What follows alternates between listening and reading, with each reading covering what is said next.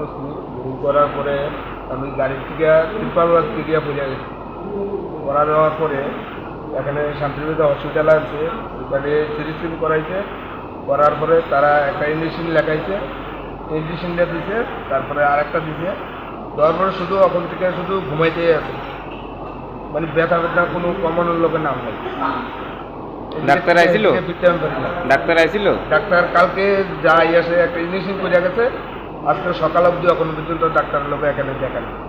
Doctor আইছেন না এখন? এমনি আইয়া কাগজ টাগজ চাইয়া গেছে গা তারা। আচ্ছা, এইভাবে করে যাবে। এখন আপনি কি চাইতেছেন?